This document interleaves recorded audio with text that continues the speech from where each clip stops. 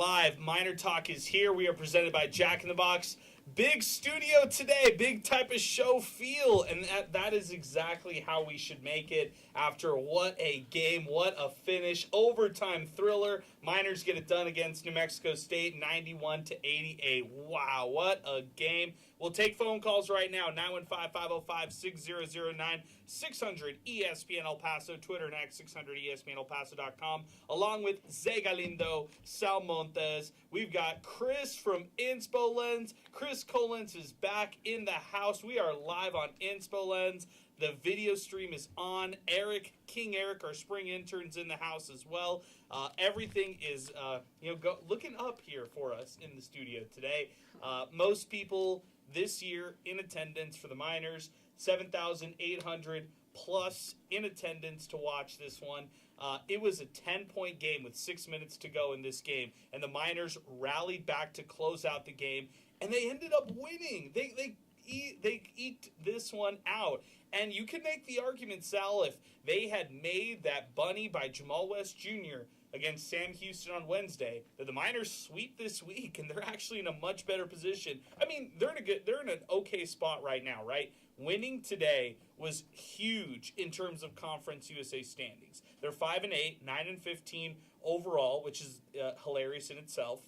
Middle Tennessee is right ahead of them, but behind them right now, FIU, which is 10th, New Mexico State at 11th, and then Delaware firmly entrenched in that 12th overall position. So that's where we start today. Miners get a big victory, 91-88. Did you think they could do this, Sal? Did you believe?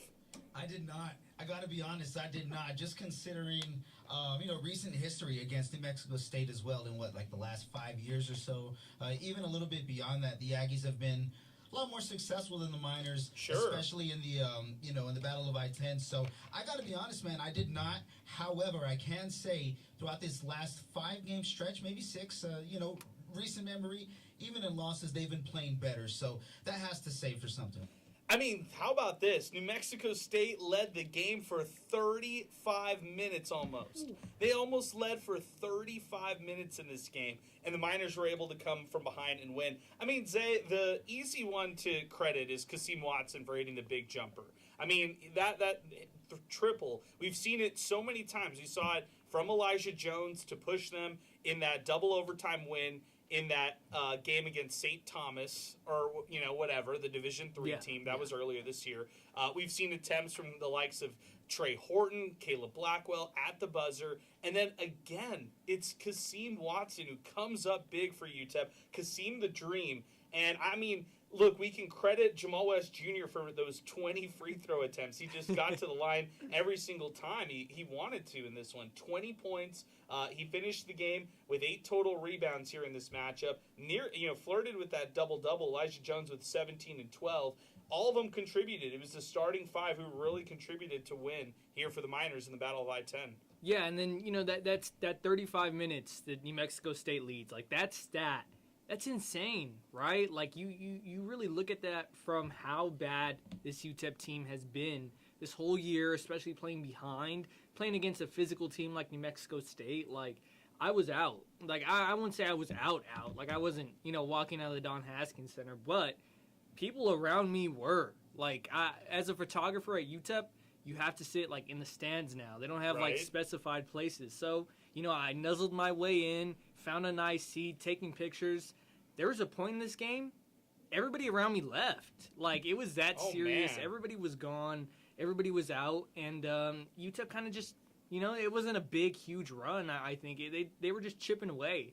They stayed in the game, and I think that gives me hope for the future. If I'm a UTEP, Joe Golding, I can believe in this team. You can talk me into, if you make the conference tournament, you play like that, you stick around, I guess anything could happen, right? I mean, the Aggies led at one point by 14. With 6 to go in the second half, they led by double digits. And New Mexico State, it felt like every time, Sal, that the Miners would string along a nice bucket, which was tough. It was tough for them to get buckets under their belt. And every time that they got the buckets behind them, it was like, wow, they couldn't string along consistent defensive possessions until the final 5 minutes. They locked up. I mean, they like stopped New Mexico State from scoring any type of field goals, any type of shots, anything that the Aggies got towards to close this game out. I mean, it was really just from the free throw line. So for UTEP, credit to them, because I think defensively they're pretty bad all game. Like they just they had to chip away, kind of like what Zay was saying. They had to really force themselves to just chip away at it. Other than that, I feel like the Miners stole this one, and they needed to steal one of these, because I was thinking to myself, are they going to go an entire season where all these games hang in the balance in the final 5 minutes and they can't close any of them out? You saw it against Sam Houston, and then tonight it went in favor for the Miners. And you know what, Adrian, going to the line 38 times really helps. So we can flip it around and see UTEP on the other side, right? Like, oh, the home team gets 38 free throws. You know what I mean? The home team's getting more calls in that sense. So I understand that. But the point is, even when the refs weren't blowing the whistle, New Mexico State was not getting passes off in time, shots and, going off the rim and whatnot. So they couldn't capitalize when they got the ball. Especially in crunch time. UTEP able to string consecutive stops is huge. And we've seen them give up consecutive buckets. And there was even a point, too, New Mexico State got back up for it. And it was like, here we go again, right? But no, they itched away, and that's what you got to do. That's how a lot of games are going to be in Conference USA. I mean, Liberty just squeezing past Missouri State today by 3 as well. Teams having to fight for their seeding now. I'm not saying it's a great league, but competition-wise, in terms of, margin of victory or loss, it's going to be pretty close, man. It is going to be close. I think that it tells you also, I mean, it's easy to say the cliche, there's a lot of parity in the league. It's just Liberty versus everybody. Teams are beatable, and if you're UTEP, you want to play better in the month of February to lead you into March. I mean, it's kind of what we preach on this show every single year. And just get to March, right? Like, get to the Conference USA tournament. Don't put yourself in jeopardy of missing out on the CUSA tournament. And the Miners took a step in the right direction here tonight with a big win, 91-88. Let's talk about it, 915-505-6009. We'd love to hear your thoughts. 600 ESPN El Paso, Twitter, and X. The crowd truly showed up tonight, though. I mean, I just got to give a huge shout-out, huge credit to everybody who showed up. I mean, the $8 tickets to the fans out in Socorro, the $9.15 tickets, the UTEP women's basketball game being the doubleheader where buy one, get one free. I mean, they threw the absolute kitchen sink as far as promos go. And credit UTEP. I mean, they did a good job. They reaped the benefits of having all those different marketing campaigns and had a good turnout for the Battle of I-10. Like we mentioned, season high in attendance, 7,800 fans in attendance for two teams who are near the bottom of Conference USA. I thought New Mexico State traveled well. I thought their fans really got into it. I like the brawl, benches clearing brawl in this game. When you've got the Battle of I-10 between UTEP and New Mexico State, and you got chippiness shoving on both sides. You got Kasim Watson shoving one guy. You've got Elijah Jones stepping in, barking. Miners are the ones who end up taking those technical free throws when it's all said and done. I mean, the chippiness, the rivalry, it was there. It was exciting. Let's talk about it here on the program. 915-505-6009. We're presented by Jack in the Box. I want to give a huge shout out to Jack in the Box. They've got multiple locations in town, open 365, 24/7. You can go there late night after MinerTalk. You can go there early in the morning. Doesn't matter what time of day you go. They've got the all-day breakfast menu out at Jack in the Box. Our huge sponsors, huge supporters here on MinerTalk. Also want to give a shout out to our friends at Thomas Adams Apparel. We dropped the new MinerTalk hats. They're the blue ones, the beautiful ones that we've got here with us. And these Thomas Adams Apparel hats are awesome. They are going to be on sale soon at thomasadamsapparel.com. And proceeds from these will go back to benefit UTEP NIL. So they're a little, I know when people look at the price initially, they might be like, wow, that's, it's a lot for some hats. They're high quality. They're amazing hats. We love wearing them. And proceeds from it will go to benefit UTEP. So we want to give back here on the program, which is a cool little announcement that we're making here on the program. We're live on Inspo Lens. We're live on YouTube, live on Twitter and X. Of course, live here on 600 ESPN El Paso. Our free app is where you can chime in with us. We've got a ton of comments coming in. We're getting calls on our side. If you want to get your call in and line them up, 915-505-6009. Couple lines available right now. But we got a brawl there, Zay. I mean, up close and personal. I loved it. Oh man, I loved it too. And when you watch these games on national television, you'll watch a college basketball game, and the players will start fighting. The announcers are so quick; they're like, "Oh, you hate to see this. You hate to see this." But I know deep down, everybody's like, "Yeah!" Like everybody's hyped. That fires everybody up, and obviously, it fired UTEP up, right? Because after that, it was kind of a downhill slope for the Aggies, and an up. The trend was going up for the Miners, and it was it was something that was needed. That was the most fight that I had seen from that team up until then, and after that, the rest is history. Sal, are you in the firm believing that the fight, the little brawl that we saw for the Miners, helped spark a little energy back into the UTEP squad here to close this one out in overtime? I think so. You got to have that type of fire, and also too, like when we go through the archives of UTEP basketball and rivalry games, this is like not even scratching the surface of like how aggressive a team should or can be in that heat of the moment. So I like it. You got to stand up for yourself, but at the end of the day, that's all it was. It was just that, and then right back to basketball. So what I love too, aside from that, is closing the game out in the in regulation and also in overtime too. Like, you didn't see that type of stuff carry over negatively in terms of closing that game out. So we just got to see straight up basketball from two rivals. Well, I was a little worried because I was thinking, wait a second, are Conference USA refs going to be Conference USA refs? And are we going to see some chicanery late game in this one when it's all said and done? The shot clock, no shot clock violation on Caleb Blackwell. He ends up on his side. He ends up turning the ball. Actually, I guess he he misses his shot. UTEP gets an offensive rebound. They get it fouled, and then they go up by 2 possessions late in the game in overtime. I was like, wow. I mean, Zay, I think the biggest thing you got to tell all the Aggie fans who are complaining about the refs is this is CUSA. I mean, they're CUSA refs. They're back at it. No surprise to us. This is very on brand for CUSA refs. So, to all the Aggie fans who are complaining about the refs and who are upset about that I've already seen it on social media. I get it. Look, I'm UTEP's in this conference. New Mexico State attempted 23 free throws. Miners attempted 38. They were going to the basket, though. I'm talking about UTEP. They were trying to attack the basket and trying to hit the rim.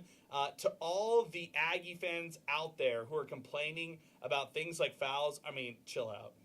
Yeah, I mean, this is what you signed up for, man. This is that's Conference USA refs.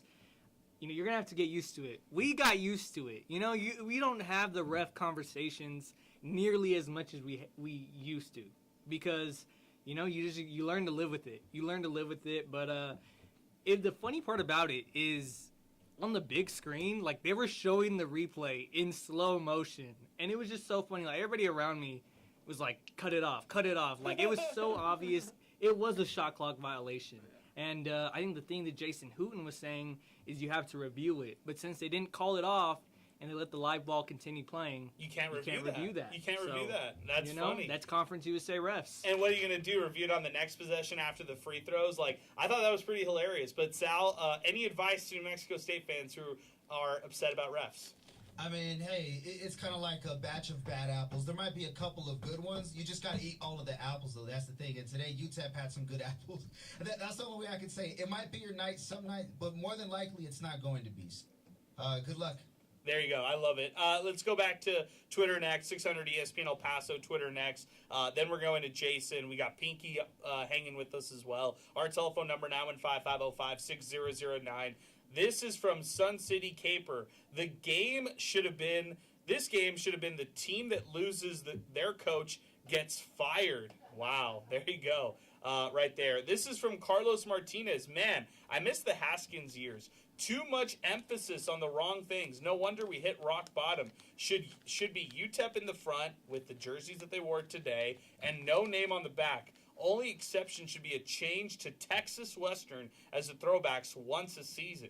Players were good. We knew their identity without their names on the back of their jersey. I mean, hey, the jerseys was was definitely a polarizing thing. You can weigh in. You can give us your thoughts on the Los Mineros jersey. I will probably ask all of our guests to weigh in on those. I have my thoughts. And actually, I was told today who did these, which I was like, wait a second.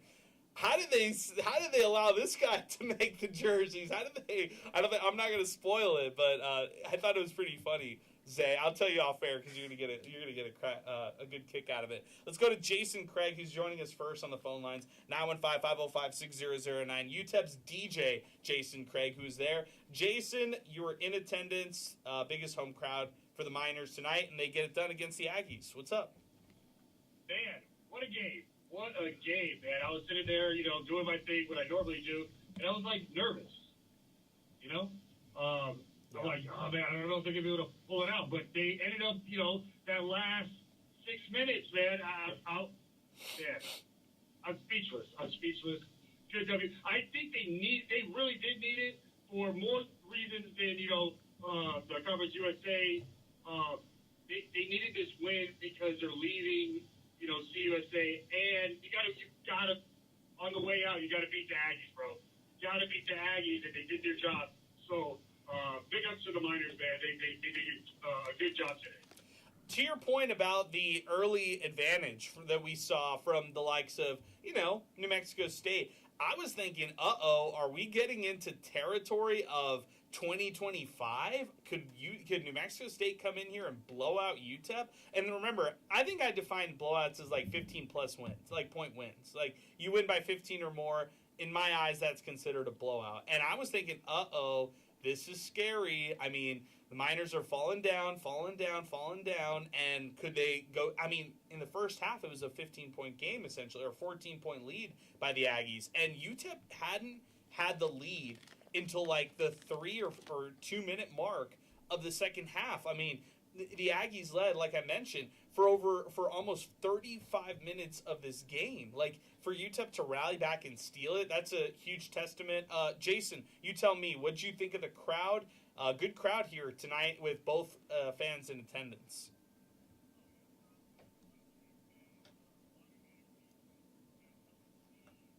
Into where we need to go, I wanted it to feel like you're at a, like an NBA game, but the college players they're playing to get somewhere, so we want to give them that feeling, and I think we hit that mark.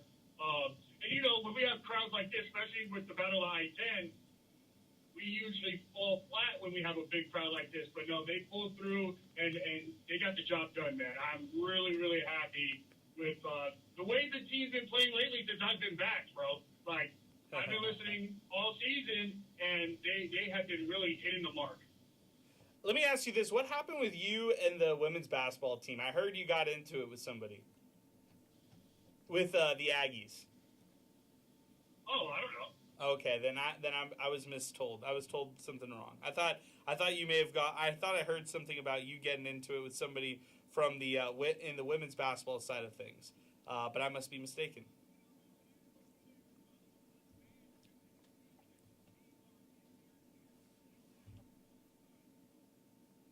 Somebody took offense. Hey, I'm sorry, but you lost. There you go. Hey, man, good stuff. I love it.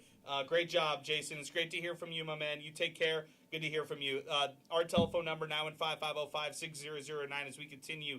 Next up, we've got our guy, Sidelines, Kevin Bazaar, who's joining us next. Then we're going to Pinky. Then we'll continue now in 550-6009. Before we get to Kevin, let's get to a couple other posts on X. Gabriel Martinez, better than anything that's blue or gray. Finally, something decent. Go home. Laggies is what he says. I like the laggies. That's good. Sad UTEP fan. Got to give credit where credit is due. Great job for fighting back, Miners. However, KJ Thomas is booty cheeks under pressure. Hopefully that freshman pans out next year. But dear God, spend some money and find a point guard, please. Look, this is what I'll say. This is what I'll say to that. Like the KJ Thomas thing. I think he's outperforming his age of what he is. He's not David Terrell Jr. He's not that kind of sophomore. Is he a guy who's a sophomore who could be serviceable at the point guard position while UTEP's point guard is out for the rest of the year and Tyrese Watson? My answer to that is yes. Is he going to struggle in critical moments? Is he going to have some kind of errors at times? Sure. We saw it against what was it? Was it Missouri State? I think that one kind of comes to mind. Late game situation, late game turnover. In this one, the fans are going to get upset about the 5 attempts from beyond the arc, but he made 2 of them. I mean, at the end of the day, like if you're UTEP, you're good with that. You're good with 40% from the perimeter from KJ Thomas. I don't love his 3-point shot, but he hits them. And today, the second 3-pointer that he made was pretty critical, Zay. That's what I'll say about KJ Thomas. Yeah, it sure was. And, look, I've been as hard on KJ Thomas as, the rest of them. I have been, because like you said, he's been thrusted into a role that he probably wasn't expecting, nor was he ready for. But today, I can't say that he was, quote-unquote booty cheeks. He went out there, first defensively. I know Jamel Jones got his way a couple of times. That's one of the best players in Conference USA. He's so much bigger than KJ. He's stronger than KJ. He's more experienced than KJ. But KJ Thomas made him work. He made him work for every single bucket he got. And there was a moment there, a little string of events that I was like, wow, he's doing actually a really, really good job of defending Jones. And the 3-pointers, man, I walked into the Don Haskins Center a little late, and KJ Thomas missed 2 straight threes, and I was already ready. I was going to turn around and walk out. I tweeted it. I was going to turn around and walk out. I was like, why is this guy shooting threes? But like you said, he hit a couple of them, and the last one he made, it was critical. So got to give credit where credit's due. KJ Thomas, he's outperformed everything that I've expected out of him, and he's gotten a lot better. I'll say, to the haters of KJ Thomas, I hear you. I hear where there's a ceiling. But can KJ Thomas be a solid 6th man on a winning team in the Mountain West? The answer, in my eyes, it's yes. Is he a day one starter in the point guard? No, he's not. In a winning team in the Mountain West, maybe not. Maybe he wouldn't be. But right now, in the role that UTEP needs, I'm good with it. And I think that as a collective, I think we're pretty hard on KJ Thomas. As a collective, UTEP basketball fans understand the best types of guard play and the highest levels of guard play. Think about the greats who played for UTEP basketball. I respect that, and I get that. At the same time, I'm going to give KJ Thomas a bit of a pass, although understanding he does make those issues. He does make those errors. In my eyes, he's not booty cheeks at all. So there you go. Let's go to Kevin. He's joining us next. Sidelines, UTEP. That's where you can follow him on everything, on all social media platforms. Kevin, welcome back to MinerTalk for the first time in a while, my friend. What's going on? I know, man. I need to turn in my minor card because I didn't go to the Battle of I-10 tonight, and I haven't called in MinerTalk in God knows how long. Well, I feel like you're checked out. I feel like I got to call you out and say, hey, you're checked out as a fan, media member, everything, all the above. So this is you coming back. UTEP is reeling sidelines UTEP back in the mix. I know. It's tough with the media part with my job right now, but no, I get it. I promise, guys. I'll be back in the Dawn here pretty soon. I promise, I will. But yeah, no. I mean, it's hard to call your guys' show sometimes and just talk about losses. There's only so much you can talk about a team that just consistently loses, and I know UTEP kind of found their strides here and there towards the ending of the year in some games, but. Man, it just hasn't looked pretty, but today, man, it was pretty. I mean, not pretty of a game, but it was pretty to see that win, man. The crowd was rocking, man. Watching the game from home, and I'm over here doing laundry in my 1-bedroom apartment, just like, wow, what the hell am I doing with my life? I need to be at the Don Haskins Center right now. And I'm 30 years old. I'm like, no way, this is my life right now. And anyways, just watching it, hearing the crowd, man, when Caleb Blackwell went up for that dunk, I think he stole that pass and just went up for that dunk to take the lead. Oh, man, it reminded me of the Don Haskins Center from the early 2000s, man, and I want the youngins to experience that, man. I want the youngins to experience what I experienced at the Don back in the day, and I don't think it was there yet, but, man, it was damn near close. It was a good win for UTEP today. Yeah, no doubt. I mean, UTEP needed this one badly. They wanted to avoid the 11th spot in the conference, having to go into a tiebreaker scenario or have to battle it out against Florida International or those types of guys to, hang in the game. That's what you're going to have to look at right there. So I'm with you, Kevin.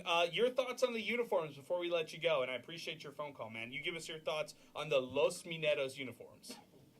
I mean, I think they're pretty cool. There's something new. I mean, there's definitely not a whole lot of orange, and I think that's what a lot of the fans complained about last year was that the team didn't wear enough orange. But I mean, they're 1-0 in those uniforms, so I can't talk shit about them, man. I just can't.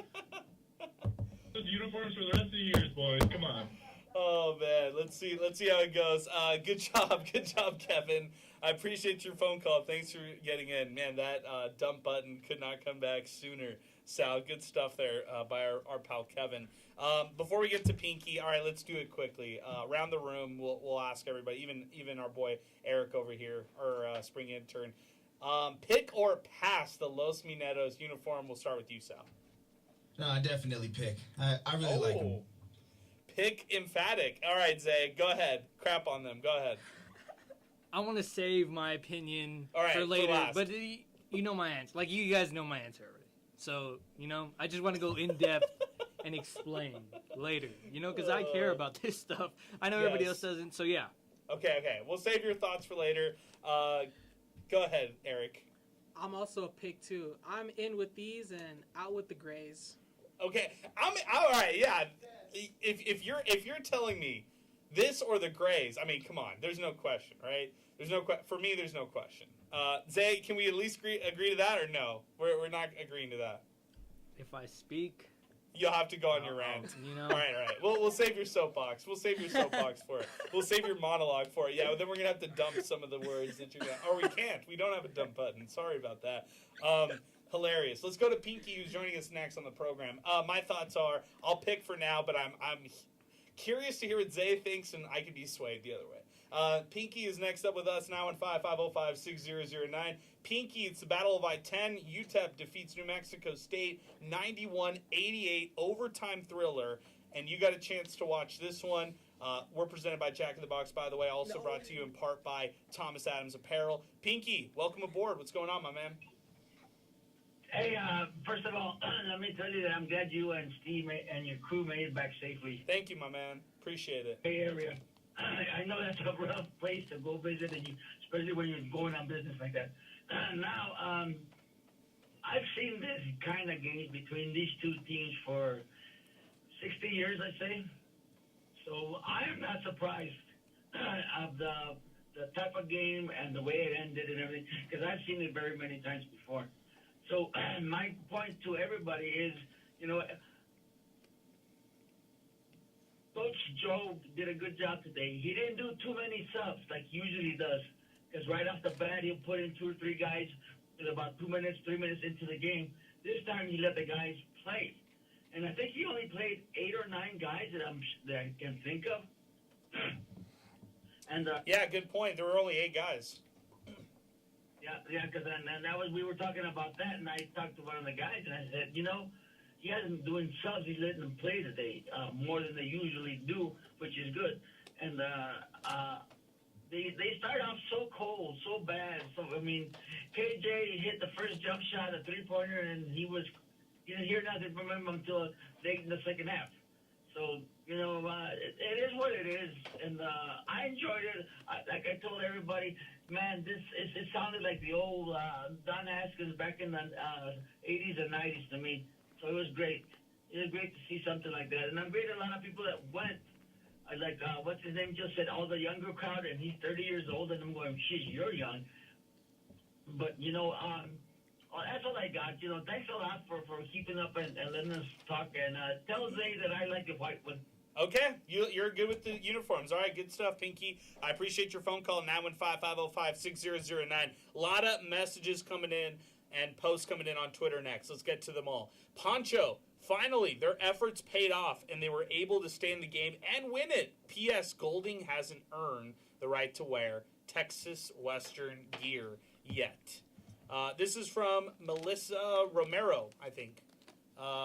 Melissa Romero. She says, thanks for the update, but is the Don Haskins Wi-Fi this slow all the time? The answer to that, Melissa, is yes. Yes. I could not upload anything today. Big Cat, if you build it, they'll come. If UTEP was a winner, they'd be on a Boise State level. Let's break that down a little bit. I mean, I think that was a comment kind of in passing, but I mean, UTEP was a Boise State in like the early 2000s, in my opinion. Like, they were right on the same level as Boise State. There was really no difference. I mean, Boise State before the trick play against Oklahoma in the Fiesta Bowl, before they had all of that, it was UTEP and Boise State going at it left and right in football, going at it left and right in basketball, and it was a really big commitment by that athletic department to kind of change things around from Boise State at the time, and they started winning, and they had success, and they had swagger to them, and they had a lot of excitement to them, and yeah, I mean, it always makes you think, what if, Sal? That's why, I mean, we'll get to this segment later. I'm really excited to talk a little bit more Mountain West plus, knowing the North Dakota State edition. I really want to get into that here on MinerTalk. I have a lot of thoughts on it. But that just tells me that's just another reason why UTEP has to look at this move to the Mountain West and think, okay, forget everything that happened over the last 20 years. Forget all of this. Forget the losing. Forget the unsuccessful seasons. Forget all of that. The coaches that never panned out, the run that didn't pan out in conference, forget all of that. There's teams who went ahead of them out of the FCS to FBS transitions and who've already won conference titles, who've already competed at high levels in bowl games, all that kind of stuff. In NCAA tournament games, made a run in CUSA and won the tournament, right? Forget all of that. And turn the page to the Mountain West and realize, okay, this is a better conference. In basketball, it could be a multi-bid league. In football, you could have multiple teams investing real money in their programs, and you could have a team coming out of the Mountain West as maybe even a contender in the CFP, as crazy as that sounds, right? I mean, there was James Madison this past year who represented one Group of 5 conference, and then there was, Tulane who represented another Group of 5 conference. Why couldn't UTEP be the next Boise State after, in the decade of 2030, at the latter part of the 2020s, despite having really zero success over the last 20 years in the money-making sports? Why not UTEP? Really, why not? Well, think about it, too. When people talk about, how come UTEP can't get to that next level, one of the main things is they just don't have the funds. They just don't have the money. They're about to come into some more money to play with some dogs in that conference. So there's that extra resource that you're looking for. But I think on another level, too, kind of going back to Boise State and their modern day relevance. And you and I know about Jared Zabransky with the hook and ladder over Oklahoma. My point is that they got to a big stage and they did something that mattered. They won that game. So that recent memory is what propels, people to still be Boise State fans, or, some young Boise State fans looking at that that's only, 25 years ago or somewhere around there. That's a modern history for those guys. So when you get to that stage, you got to make something happen. So it's like a two-step process, I think. I think so, too. I mean, Zay, anything you want to weigh in there? I mean, you put it perfectly, right? Boise State, they added the funds. You need to compete at this level, and they won. They won games. Boise State, I don't know if people know this, they started as a community college. They were a junior college when they started off. They built their way from junior college, JUCO, to NCAA Division II, NCAA Division I, 1AA, 1A, and they just kept going up. They kept getting better and better, and the move to the Mountain West provides an opportunity for a fresh start for UTEP, right? Like you said, put all the lack of success behind you, commit the funds needed to compete in this conference, and see where it can take you, I know the Scotty Walden sleeping giant thing is something, it's a little funny, it's goofy, but it's true, right? It could be a sleeping giant if you put the right, things that you need into it. Okay, I think that's a good comment, though, on Twitter next. A couple other posts that came in on the program. By the way, our telephone number, 915-505-6009. If you were waiting to get on the show but couldn't jump in, now's the time to do it, 915-505-6009. Tristan Pence, our pal, checking into the program. Congrats to Coach Joe Golding and the Miners. They really gutted this one out. This was a crucial win to stay in contention for a Conference USA tournament spot. Also, make no mistake about it, the crowd really made a difference tonight. Let's hope they win. This win gives UTEP some momentum. This is coming in from Manny David. Glad I was in the dawn for this one. Miners could have easily given up, but they kept battling, sent it to overtime, and got the win. Hashtag one game at a time. Hashtag go Miners. That's coming in on the program as well. This is coming in from our pal Trolley Dodger, who's back at it. Maybe had a couple drinks in him, maybe didn't. So we'll find out later on probably. Charlie Dodger said, I'm here so I can say this. Trey Horton on the floor makes us a worse basketball team. Hashtag MinerTalk. Wow. Trey Horton caught a lot of flack today on social media, by the way, guys. Not necessarily people who are fans of his tonight. This is from UTEP News. Only reason this game and the Miners have a chance to win is because Golding sat Trey Horton when it was all said and done. Oof, brutal. Cesar Cubillos. UTEP needed this one to put a bit of comfort in a hard season. Students showed up, and for one night, it felt like 1992 again. I think even the fans are tired after this one. Watson, Jones, and West looked great. I'll just say this. I mean, as far as Jamal West Jr., man, I wish he could play one more year. Like, he's like Bryson Williams light. That's how I would describe him. Because back to the basket, people are kind of he's got that turnaround look. He kind of flings his hands around, but he gets fouled. He draws contact. So even though sometimes it doesn't look as pretty, Sal, even though there's times where it doesn't look as good, I appreciate the fact that he just is relentless in attacking the rim and goes up. Like, he does not go up with the most pretty jumpers at times down low or bunnies at times down low, but he makes it work and makes it happen. And for this game right here to go to the charity stripe and attempt 20, I mean, somebody could say, all right, you got to be better than 12 or 20, and I think he would agree with that too. But to get to the line and have that many attempts, to play almost the entire game in this one right here, have 20 points in it when it's all said and done, 8 rebounds, and three assists, 3 turnovers, 4 blocks in this one for Jamal West Jr. I mean, he was going today. He really was. Just look at the aggression he played with, right? Look at the 4 blocks. That's playing aggressive. Getting to the line 20 times. That's playing aggressive. And how about this? As aggressive as you're playing, you're able to be reliable because you're able to be on the floor. Only 3 fouls for West Jr. That's impressive, especially in the game where he was playing the way he did. So you want your players out there on the floor, for a majority of the time, and UTEP was able to do that today. The lineups, it's easy to say this, right? They won the game, but when it comes down to it, the way that they were able to play was because of the run that everybody got. I look at New Mexico State, right? Every single player, I think they went 9 deep, every single player 10 minutes or more. Right, and for UTEP, they don't go that deep, so that means that their lineup is going to be what it is from here until, who knows. So get used to it in that part. UTEP Miners get 5 big booms. Boom, boom, boom, boom, boom. All right, I had to throw it in at some point. All right, I had to. I'm sorry, guys.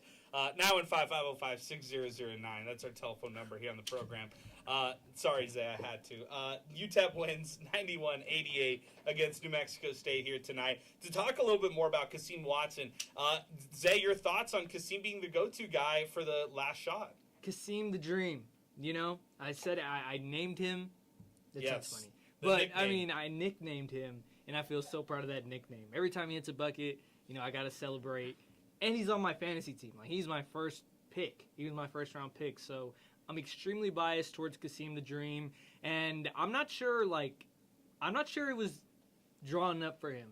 Caleb Blackwell loses the ball. First off, the fact that he even got it back, he had to dribble through a couple of defenders. There's like 3 seconds left. I'm expecting this is over, right? They're going to end it with a turnover. He finds Jamal West Jr. Jamal West Jr. swings it back up top to Kasim Watson, and he talked about the shot post-game. He said, they weren't falling for me throughout most of the game. But they said, keep shooting.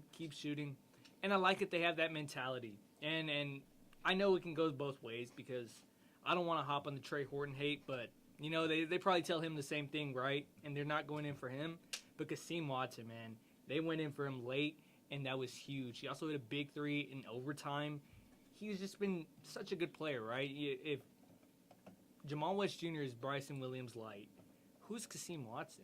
Like, who is Kasim Watson light? Or is Kasim Watson not like a light? Is he not? Well, he's KD light, right? He's KD right? Yeah, there we go. I mean, he is, right? Everybody Slim, here is Slim like, Reaper. I love it. KD light. Like, take it 5 notches down, Sal. KD light, no? I don't know, man. put a lot of disrespect on Kevin Durant, one of the greatest forwards of all time. I know I troll a lot and stuff, but I really think we use the term GOAT when it comes to like college hoops players loosely when it comes to comparing them to players like, and I'm gonna put it this way. I think this is a Steve Yellen comparison where I forgot who they were playing the other day. I think it was Missouri State, and they're like, just like the great, somebody's name was Larry, or his nickname was Larry, and that's why, just like Larry Bird, you know, the NBA great, and it's like, dude, who? I have not heard of this player until this game. What are you talking about? but hey, but like Kasim, at least he's got that killer shot.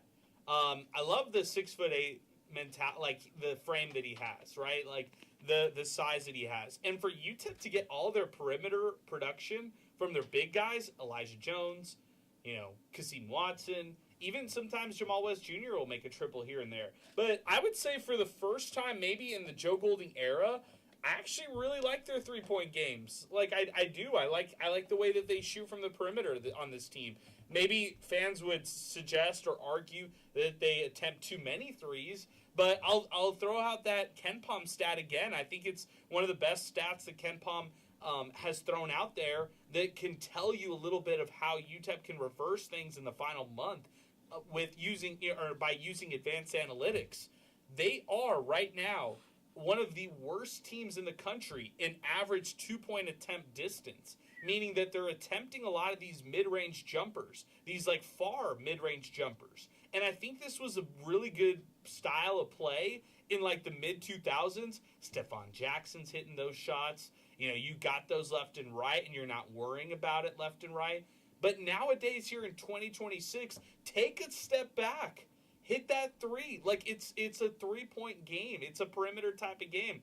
I'd rather UTEP die in the paint, live in the paint, go up and try to get those fouls on their side. And then on the flip side, on offense, on the other shots, go out and try to make those 3-point attempts. Like, don't give me any of those long, 10-foot jumpers. I don't care about those. I don't want to see any more of those. I think I just want this team either to drive it down low in the paint, try to get fouled, or hit perimeter jumpers the way this team is built and just based on the talent on this team. You know what's crazy, too, is unfortunately there's going to be a make that goes in that category. And it was just like, an inch shy of being a 3-pointer. So, unfortunately, we'll get in there by design. Yeah, and I feel like for them to be bottom 5 in that category in the nation, it's something they could switch right now. They could pivot this right now and say, okay, we're going to be better about this. We're going to just shoot these little bunnies, layups, dunks, try to get fouled, and then all our other shots will come up from the perimeter. Yeah, I mean, they had one today. Caleb Blackwell, it's a go-ahead. It would have been a 3 if he takes one step back. And they go back, review it, they take that point away. It was a 2. So I agree completely. You know, the mid-range game, it's beautiful. I love it. It's not sustainable. You don't win with it unless you have, like, a real killer like a Stephon Jackson, right? A real guy who can hit that type of shot, and UTEP just doesn't, so. Yeah, I think also, it just isn't the style of play in 2026. I think, like you said, the sustainability behind it, it's just not there. I look at Liberty, like, you're going to have to hit threes against a team like Liberty to win, so that's how you get it done. Texting into the program is Ivan, our pal, Ivan Tovar. He said, Watson saved us. West carried us. Horton needs to stay on the bench. Offense is so stagnant. That's a good point as well. The offense was like the half-court offense, wait till the shot clock comes down the wire, and then put up a crazy shot isn't sustainable either. Just the same way those 2-point attempts aren't sustainable. Same thing, like those late shot clock possessions. I don't like that. Like the no ball movement. But the Miners kind of got themselves out of that late in the game, and I think that 14 assists is not what I like from UTEP. 14 assists to 14 turnovers, no way. But the Miners got it done, and I think a lot of that was getting to the free throw line late in the game. It was the shut up and give the ball to Jamal West Jr. Don't be dumb. Stay out of his way. Let him cook down low. Let him get fouled, and let him go to the free throw line. I think the Miners just chipping away at being patient with it hanging around and then trying to seal the game in the 5 minutes. Maybe that's their recipe for the entire season and how they win games later on. But there you go. Hey, let's do this. Let's pause 10 seconds for station identification. You're listening to MinerTalk, brought to you by Jack in the Box and Thomas Adams Apparel, along with some other great sponsors here on the program. We'll be back right after this on 600 ESPN El Paso. Streaming worldwide through the 600 ESPN El Paso mobile app. 600 ESPN El Paso is KROD. We're live on Inspo Lens. We're live here, 600 ESPN El Paso. If you want to call in, you want to weigh in, 915-505-6009. Overtime game, back and forth. It was the largest crowd this season for UTEP, 7,800 fans. 78-62 to be exact, by the way, here tonight. Miners get it done in overtime, rallied back. New Mexico State led for almost 35 minutes in this one, yet the Miners were able to squeeze out this game here when it was all said and done. A couple other things to talk about. Pinky mentioned the small rotation by the Miners. I mean, only 8 players, really. Kasim Watson, Jamal West Jr., Elijah Jones, KJ Thomas, Caleb Blackwell. Their starting 5 played the majority of the minutes. They threw in Trey Horton for 9, but didn't like his play, so he sat on the bench pretty much in the second half and beyond. Cassius Brooks was 16. I didn't get that. I didn't get it. I'm sorry. Like, everybody wants to check out on Trey. Like, for me, I'm just like, I'm not there with Cassius Brooks. Like, I'd rather give those minutes to L.A. Hayes. But again, Hayes had a ticky-tack foul. They took him out of the game. He only played 6 minutes off the bench. This is their team right here, Zay. This is the rotation. I think they're going to live and die by this. The 8-man group that we saw tonight. And I don't really see, like, Bai getting minutes, maybe in situations where they need some size. But I don't see them deviating from this lineup right here. Yeah, and if I'm not mistaken, I don't even think Bai was suited out today. Like, I think he was in street clothes on the bench. And I wonder what's going on. Yeah, I'd have to recheck. Maybe I'm completely off. But I agree. I think this is what you're going to live and die with. And for them to be sustainable, I know they won today. I know they scored 91 points. But you're going to need one of those 3 guys to step it up and hit a few shots, like a few big-time shots. Whether it's Trey, whether it's L.A., whether it's Cassius. I know all 3 of them they've had their ups and downs, but one of them is going to need to step up because, you can't rely on Jamal West like this every time. You're not going to get that foul whistle every time like that. And you just got to hope that one of them steps up down this stretch. I think men play I would say boys play between November and January. Men play in February. In March, right? Like, that's when you kind of shorten the rotation. You realize, all right, we like the C.J. Smith minutes that we got off the bench. We like the Bai production here in spurts. We like the Bobby Montgomery minutes in certain spurts. But it's time to win, and it's time to lock in. And even if you're using these guys extended minutes and playing them extensively, you do it at home. You do it in big games like tonight against the Aggies. You do it in ones that you want to try to seal out like they tried to do against Sam Houston. It's funny because honestly, if we didn't have MinerTalk on Wednesday, but if we had MinerTalk on Wednesday, I would have sounded really disappointed. I thought they should have won that game. It felt like Groundhog Day. It felt like Miners just did way too much of the same in that one, in the loss against Sam Houston. But you can make the argument, too. They hung around in that game, even at times when that one became a double-digit lead in favor for the Bearcats, and UTEP ended up eking out a close game and had a chance to tie it when it was all said and done. I feel like some guy, Chris, had a good comment, like 90% of the time Jamal West Jr. makes that bucket down low in the post against the Bearcats, and he just missed it for whatever reason. Sam Houston ekes out that win. But any takeaways from that one, Sal? Because I feel like Miners were right there for trying to sweep the weekend. Just as easily we could have talked about UTEP being swept this week. But still, I feel like 2 wins could have been attainable this past week. Oh, for sure. That game was within reach, and you were up against one of the top, I don't want to say top tier, but let's say the top quarter or top third of Conference USA, so to speak. You had a chance to win against one of the better teams in Conference USA this year.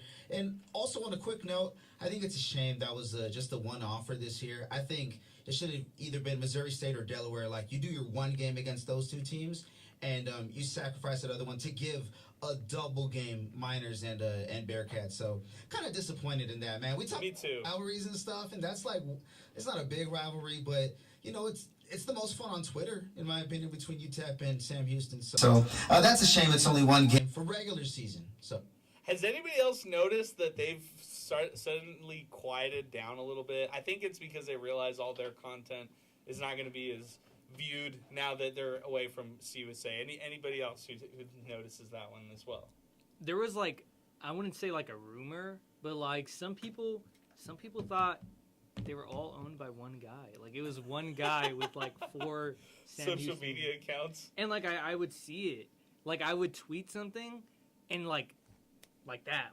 All 3 of them would just respond and I'm like, a little fishy. A little fishy. I like it. Let's go back to the phones. Hunter's with us next, 915-505-6009. And then George will join us. Hunter, good evening. Welcome back. You actually went to this game tonight. I can't believe it.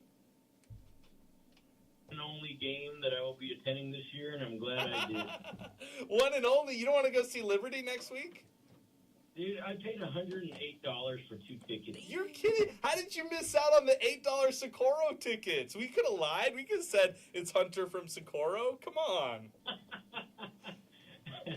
No, I'll keep my comments to myself on that one, but I think I got my money's worth on this one at least, right? We got some bonus basketball.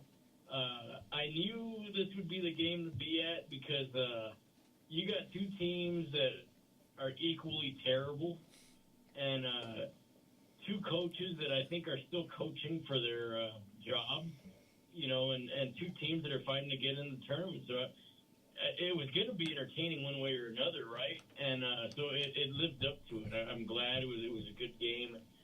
I think some of the good, man, he's so undersized for the way he plays. But Cassius Brooks needs to see more minutes, man. So you like Cassius because I just came on and said this guy can't play any more minutes. No, the one that shouldn't even suit out anymore is Horton, and I don't even care that he doesn't make his threes. He's like, I don't know what his deal. He's lost. The effort's not there. He takes his fumbles the pass. He's not there. He doesn't have it. I don't know what's going on with him. He don't need to be on the court. He's a liability on both ends. And there's no reason. If it's between him and L.A. Hayes, there's just no excuse to have him in the game. But I'll tell you what, Cassius, man, the guy's not very talented, right? And he doesn't have any size. But that guy fights on both ends of the court every single possession. And I'll take that every day of the week. That guy fights. And when they first put him in, he's the shortest guy on the court, man. He got the offensive board and a putback. That's all effort. And I think it was against Sam Houston that there was a battle for a board, and a couple of them went down, and he was the one in the middle of it. I'll take that all day. That guy's motor and his effort and his heart, he lifts up the team. I truly believe that. Okay. All right. Fair enough. What else stood out for you? Man, Jamal West, besides being the most frustrating guy at the free throw line I've ever seen, that guy can play on any team, I think. He wouldn't probably see the minutes that he does with UTEP, but he's so tough around the basket, man. That's another great thing to see. And this team is a point guard away from being right there with Liberty in this league. It's a terrible league.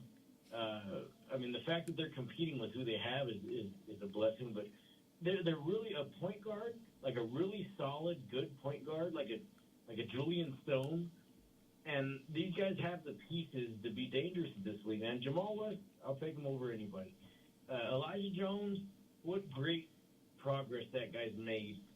Kasim Watson, man, when he's on, he's on. Blackwell, I'm liking that he's not over dribbling anymore. They're starting to find their little identity on offense, and it's still not pretty. But if you guys remember where they were in November and December, man, they were a mess. They were an absolute mess. Their offense was in shambles. They had absolutely no identity, Hunter. And for them to be where they're at now, you're right. You do give them a little bit more credit. The trio of Jones, West Jr., and Watson has really stepped up. Look at the scoring balance for the last 5 that were on the on the court.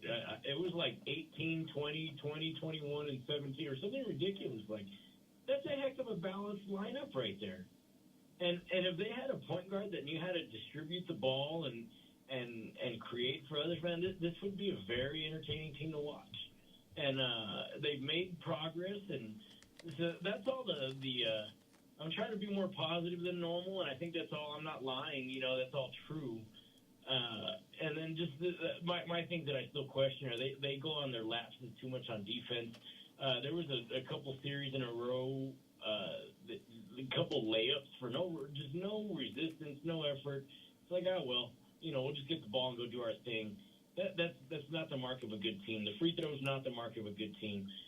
Golding's substitutions are still questionable there. And overtime, why would you take Elijah Jones out? And I like Cassius Brooks, but you're going to need the rebound. And, he didn't grab the rebound because he's too small, and they got the rebound and a foul, but that's not on Brooks, man. He's up there against the tree. So it's just things like that, man. If they could clean up, I think I'm going to stick with what I said last time. There'll be a 7 or 8 in this conference. I think they'll split this coming week. I don't know which one, but they're going to split it like they have been, just like their free throws, and finish about 7 or 8. Okay, let me quickly your thoughts on the uniforms. I love the color scheme. I wish they would go back to that orange and the Columbia blue, because no other school in the country has that color combination, not a single one. I hate this, Los Mineros. That's not your freaking mascot, man. You're the Miners. It's like cultural appropriation or something. They're catering to me, it's almost offensive. I don't like it. I get the culture here. I get all that, but it's borderline offensive to me, man. Just call it what it is. Don't patronize the culture. If they were like Pickaxe or like Pater Pete or something like that wouldn't work for you either, right? Like, you're just not a fan of saying the Los Mineros. Yeah, just put UTEP like it used to be. You know what I mean? Like, we don't have to reinvent the wheel, or even just El Paso, something. But I hate all this, type of nonsense like that. Well, even if they did and I appreciate your phone call, man. Thank you for weighing in. Even if they did like La Tech did with the Dunkin' Dogs and stuff like that, I hear what you're saying. It's like a brand issue, and just have UTEP, just have Texas Western, stuff like that. But I appreciate the fact that you like the color palette. So good stuff there, Hunter. Appreciate your phone call. Let's go to our pal, Nick Coppola, who's joining us now from Las Cruces Sun News. He was covering the game. He was out at the Don Haskins Center, witnessing this one firsthand. UTEP wins 91-88 in overtime. Nick, welcome aboard, back on the program with us. Great to hear from you. Are you already back in Las Cruces, or are you still here in the 915? No, I'm not. I'm actually still in the Haskins Center. I just finished up my little follow-up story on kind of the end of the game. So yeah, I'm still here, just kind of taking it all in. Okay, you give us your thoughts from the Aggie perspective. Both teams needed this, right? But it was obvious. Both teams absolutely needed this one right here. And for the Aggies, they were up by around 10 points, around 6 minutes to go, and relinquished the lead, allowed the Miners to get back into it, send it to overtime, and then UTEP built up a 9-point lead in overtime. They relinquished that a little bit, but they were able to hang on and win this game. Yeah, and I counted. New Mexico State was up by 10 at 4 different points in the second half, including that point you talked about with being 6 minutes left, and yeah, they just blew it. We could talk about what happened at the end of the game, whether that loose ball there with 30 or so seconds left, whether it should have been a shot clock violation or whether it was a foul or something like that, or whatever it was. But regardless, New Mexico State had this game won. They were up by 14 in the first half. They were on a roll. And then, what really killed them was they went nearly 6 minutes without a shot. I think between the 8 and 2 minute marks of the second half, they went so long without a field goal. So they weren't making shots. They could only get free throws. UTEP was starting to come back. And yeah, I think that's where they really lost the game. I think some people are going to have an argument what happened towards the end of the game in overtime. But to me, New Mexico State shouldn't have been in that position to begin with. To me, there's always something you can do to take the game out of the official stands or prevent the game from coming down to some kind of referee decision. New Mexico State had plenty of chances to do that. and they didn't. And now they're back in the bottom two of the conference standings, which, you know, season of today, they wouldn't be going to Huntsville to play in the conference tournament. And it goes back to what you mentioned, you know, both teams needed this game because UTEP was in the bottom two coming into this game, and now they have one up on New Mexico State. And they'll meet again in a couple weeks. But this is one that New Mexico State really, really needed, and they're becoming more in danger of missing the conference tournament, which would just be a disaster for them. I think you've done a really good job, Nick, of covering the the state of affairs with this program, and in particular, Jason Hooten. Like, you asked a couple weeks ago, you know, where's this team at? Just like, where's the program headed? And like, what's kind of going on right now? And I thought Hooten's response was pretty interesting in itself, and I think it's easy to say, like, if they win this one and things go right for them, I mean, it's back-to-back wins, you know, things are looking good. They lose, and it's a whole different story. And I just wonder, like, in this kind of not fork-in-the-road situation that New Mexico State finds itself in, but if they miss out on the CUSA tournament, or if things just continue to go south this season to close out the year, could you see something drastic happening to Hooten? Like, and I don't want you to, like, speculate too much, but what do you see? I mean, maybe. I mean, you certainly would be a lot of under pressure from the fan base, Yeah. and Joe Fields would, the new AD would be under a lot of pressure to do something. The biggest thing with that would be buyouts, and that's always like a big thing with New Mexico State. You know, trying to find money to do basically anything. So that would be the big thing for them too. But there definitely would be a lot of pressure, especially because, you know, they were really hyped up coming into the season. I think New Mexico State was third in the Conference USA preseason poll. They had a lot of hype from coaches. A lot of coaches thought this was going to be a very good basketball team. And it just hasn't been the case so far, especially because, you know, this is Hooten's third year. You know, first year was always going to be a challenge based on what happened and what he was inheriting. And then the second year they did better. They won 4 more games. They had arguably the best defense in the conference. You know, they had a winning record. You know, they were great. And then this year it's going so far in the opposite direction of what they were starting to build, that people are starting to get unhappy. And it's a different environment for New Mexico State. They're not on the WAC anymore. Conference USA is a bit more difficult. But this is still, you know, a program and, you know, a fan base with expectations to contend for the NCAA tournaments every single year. And that is not going to happen this year, barring, I mean, they may not even make the conference tournament. So there's definitely going to be a lot of pressure right now, and if they actually do end up missing the Conference USA tournament, which again would be just a disaster for that program, I mean, who knows what happens after that, man. Great job, Nick. You kill it as always. I appreciate you. Get home safely. Any questions for us? Any questions for the gang over here on the UTEP perspective? I'm saying this while I'm smiling. I don't know. Just how do you guys feel about what we just saw, man? I'm still wrapping my head around it. I thought the Miners would win this one, but not like this. I mean, when the Aggies lead for 35 minutes and UTEP wins, like that's one that feels like the gut punch. Like, if you're from the New Mexico State perspective, if you're on the and UTEP's been on that side, Nick. Like, it's not like UTEP hasn't. UTEP relinquished a win on their side when they were leading the majority of the game against Missouri State not too long ago, and they lost at home in a game like that. So it's not foreign to UTEP. For UTEP to be on the other side of it, though, and to eke out a victory on their end, I think it's really big. Yeah, I do too. Quickly, who do you think is going to win the return game in Las Cruces? Oh, I think they split it. I think the way that this one went, like, I think it's a split, and now that makes it interesting, right? Because what if we're talking tiebreakers and we're talking things like that, and, you know, can UTEP make it still to the tournament? Does it matter? Like, I think all those things come into play. Yeah, I agree. Well, thank you for inviting me on. Appreciate it, man. Hey. That's Nick Coppola. Check him out, Twitter and X. Check him out all over Las Cruces Sun News. He keeps us abreast when it comes to all things New Mexico State. So good stuff by Nick. Let's burn through more calls. Now in 5505-6009, we've got George and Orly. George, welcome aboard. What's going on? What's up, Adrian? My voice is gone, bro. I picked that hell with you to go see. You finally made it, George. You're like Hunter. It took you forever to get to the game, but you did it. And I was in a perfect location. I was in the box seats, just screaming my head off. And I had these New Mexico Aggie fans behind me, and they were cheering throughout the whole game. And I saw the guys' composure and how they stayed focused. And Elijah, just amazing, you know, double-double. Kasim Watkins, what can you say about him? He was there leading the charge. But Jamal West, you know, going up for that clutch three and tying up the game and sending it to overtime was amazing. It was just, you could feel the atmosphere just get electric. And, you know, towards the end, they almost faltered, but you know what? They stayed strong. They can feed off of this win. I think I agree with the caller before, Nick, to say that they're a point guard away from being a really good contending team in the Mountain West next year. Because if they can keep some of these good players for next year, they're going to be a team to be reckoned with.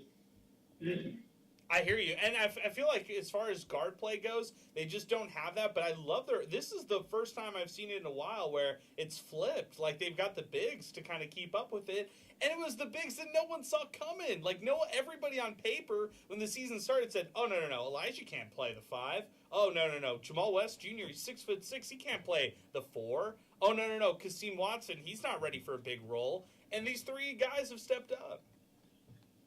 No, they were amazing. I mean, just when you counted them out, and I could hear the Aggie fans behind me. They were whispering in my ear and, you know, kind of yelling every time. And it just, I think after that scuffle that happened, and it was unfortunate that they have to do that, but after that, I think the team came out with a fire that I hadn't seen in a while, and they played with intensity, and that's what I enjoyed watching.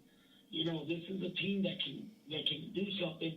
They just have to believe in themselves. And those bigs that came out fighting the way they did, they keep doing that. They're going to go a long way. They just need to believe in themselves all together. You know, because they did play a good game, and it went down to the wire, but it was amazing that we came out on the positive side. I'm with you, man. Hey, good job, George. Final thoughts? Anything on the uniforms?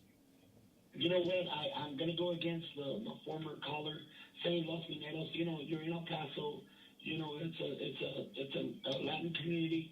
It's like in L.A. with Los Lawyers. You know, you're kind of, you know, going to your fan base and saying, you know, hey, we appreciate our Latin as well as all of our fans. But, you know, I'm in on the uniform. I think it was a very nice pick. Okay. Good stuff, man. Appreciate your phone call, George. Thank you for weighing in. A voiceless George joining us on the phone lines as we continue. Orly's next with us, and then we'll keep it going here with us on the program, 915-505-6009. Orly, let's start there. Uniforms first. I agree with Hunter. I disagree with your last caller. it's the Miners. It's not El Tuco. It's not El Los Mineros. We're a UTEP. Yeah, we're a Latino community. But since the 60s and 70s, we never did that. It's always been, as you know, as Texas El Paso, UTEP. I disagree with it. I agree with Hunter. What's this cultural correctness? Just stay with who we are. We're the Miners. Everybody knows us as UTEP Miners. This guy George right now, it was unbelievable. George, these are 2 bad teams. Somebody had to win. I'm happy for the win. I'm happy for the kids. Well, you know what? If you're gonna improve for the Mountain West, you're gonna have to get a better coach. He's not Mountain West material. I'm sorry. We're playing in a very, very bad conference, and we're in the middle of the pack. Doesn't say much about the conference, does it? It's weak. We're towards the bottom of the pack now. They're 2 games out from probably 7 wins. It's not a good conference. We beat a bad New Mexico team. Somebody had to win. Hey, real quick, Orly, real quick. If the loser of this one ended up having to, like, let's reverse this and say, regardless of win or lose, who's more on the hot seat in your eyes, like Golding or Hooten, just as a fan looking at this, knowing all the changes, everything? The fan? I would say, well, because they gave him an extension for 2 years, it's going to be the coach of New Mexico State. Because you got to realize they gave Golding a 2-year extension. What's his record now against Division I programs? Is now 6-24? Is that what it is? I have to go back and check. If you're looking back on that one, it was 5-23 about a week ago. Yeah, I hear you. You got to look at who he's beaten. if you're going into it, you're stepping up a level of competition.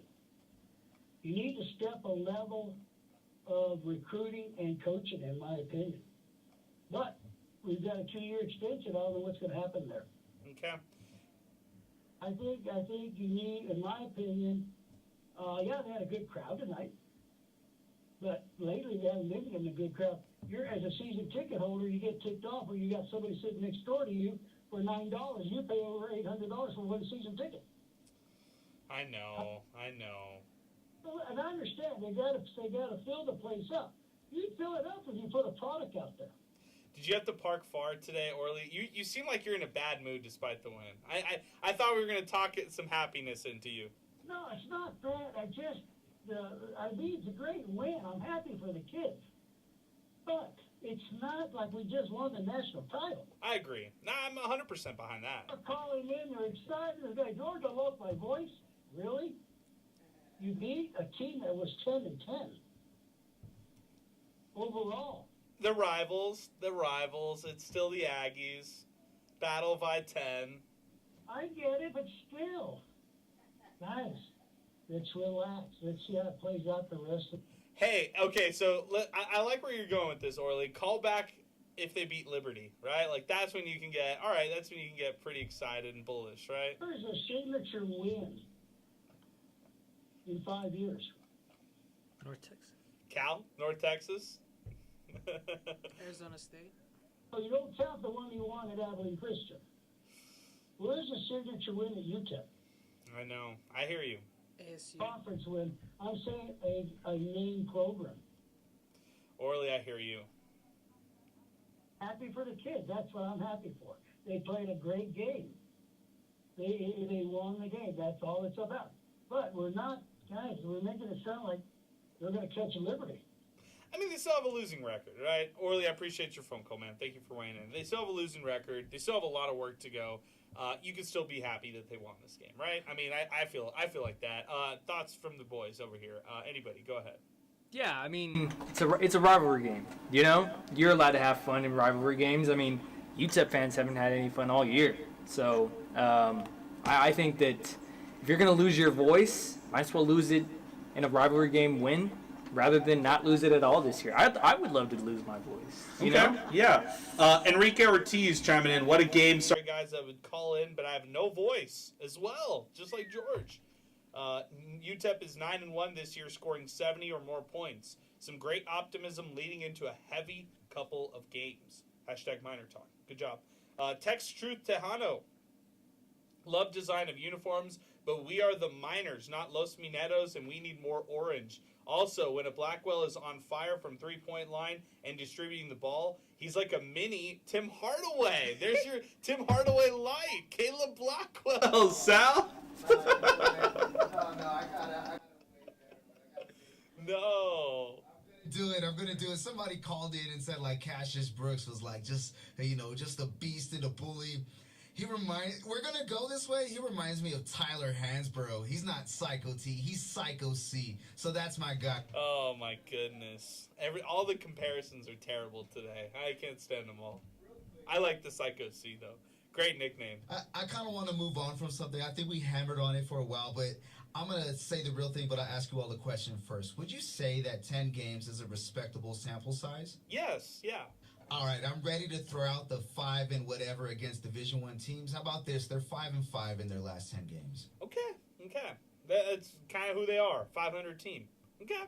I think that's a good one. And El Paso Visuals Deportivos will be very happy that we did that, too, is that we threw out that record. So, and now that we've only gone to the last 10. I think it's fair. 10-game sample size, most of that is conference play, 5-5. I like that. Who's going to complain against that one right there? I like that. That's a good stat right there. And that also omits the really tough streak that they had like right before league play really started as well, if I'm not mistaken. So it kind of takes away some of those games right there. So I think I'm cool with that all the way through. All right, Zay, let's open up the can of before we open up the can of worms. I want to talk a little UTEP Mountain West and all that kind of storylines, assuming we're done on the phones. Our telephone number 915-505-6009. UTEP wins 91-88. We're presented by Jack in the Box. We're continuing here on MinerTalk, along with Zay, Sal, King Eric's in the house. I'm Adrian. We're live on Inspo Lens. Thanks to Chris Collins. We're also live on YouTube, Twitter, X, everything like that. So here's the thoughts that I have. I need to buy the shirt. I need to get the tattoo. I am Mountain West through and through. I am all about the Mountain West. I love the Mountain West. This has already been a better conference to UTEP in less than, UTEP's not even in the Mountain West. It's been a better conference for UTEP than Conference USA already. Like, they're negative 60 days in, and UTEP is still getting more out of the Mountain West right now than they ever did from Conference USA. The TV deal was struck this week. It's CBS, it's ESPN, it's CBS, it's Fox. They're getting a lot of money from it. I love that. Big plus, big check mark right there, right? UNLV, great recruiting class. They had the signing day class came around. UNLV had a great one. Not just like good in the Mountain West. No. Better than any team out of Conference USA. Better than all these other teams in Group of 5. Like, they had one of the top Group of 5 recruiting classes out there. And then, don't sleep on Hawaii in college football. Suddenly, the Rainbow Warriors are investing in their program, and they're looking respectable. So everything's stacking up. Like, I'm thinking to myself, wow, this Mountain West schedule is going to look great. And yeah, we can talk about the argument. UTEP is going to struggle in the conference that they were never winning in Conference USA. Whatever. Screw that take right now. Screw that narrative right now. I don't care. I'm just looking at what's around them. We hear the news late yesterday. North Dakota State wants in, and not wants in 2027, not 2028. They want in now. They're busting down the door and saying, wait a second, Sacramento State wants to join the MAC? We're in, Mountain West. Like, we're all in. It's time for us to make the move. We won the FCS championships. Let's level up. Our fan base is great. We love football. Let's go football only in the Mountain West. I think this is huge for UTEP for so many reasons. Geographically, they're in a place that makes sense proximity-wise. Going against a team like that is good for the conference. It will level up the Mountain West. It will force UTEP into putting themselves in a position to compete with those types of teams. I'm all in. Like, I couldn't be more all in on this move right here, and I think there's more to come. Like, in my eyes, I'm like, well, if the domino falls with North Dakota State, can you get Montana? And then on paper, Zay, I'm like, this is so much better than the likes of CUSA grabbing Jack State, who was successful, Missouri State, who was successful, Delaware, who went to a bowl game in year one of their transition, right? All these teams having success. But on paper, these teams were nothing in FCS. Like, they weren't good. And now UTEP's getting the Mountain West Plus is getting the best of the best out of the FCS in North Dakota State, possibly.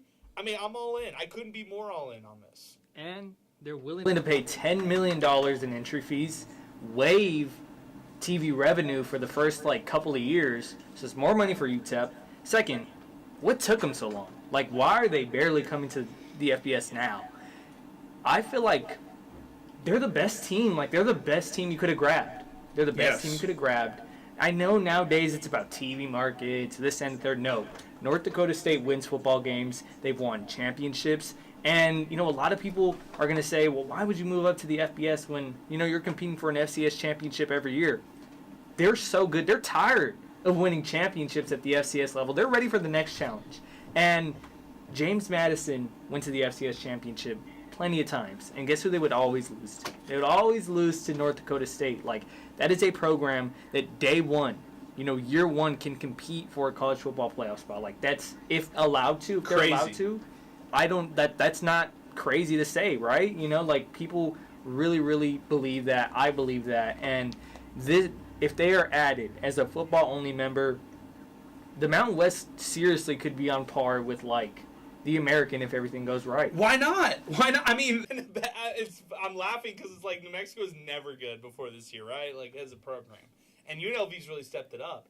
But, Eric, your thoughts? North Dakota State possibly a new member in the Mountain West? I mean, we all know North Dakota State as the powerhouse in the FCS ranks in terms of football. Multiple NFL players have actually come out of North Dakota State. Trey Lance, Carson Wentz. Somebody's playing in the Super Bowl tomorrow from North Dakota State. Gray Zabel, right? Am I right on this? Gray Zabel, yes. He went to North Dakota State, first-round pick. They've had multiple first-round picks, so yeah, they're building something out there. I'm with Zay on this one, though. Why'd they take so long to make the jump up to FBS? That's a big question mark for me. I think they ruled the FCS so long, and now they could benefit greatly. Like, they probably see, all right, everybody else is doing it. The money is becoming just way too high, and I think they probably squeezed everything out of that lemon that they could in the FCS ranks that they were in, and they've got money. Like, make the jump. Football's king over there.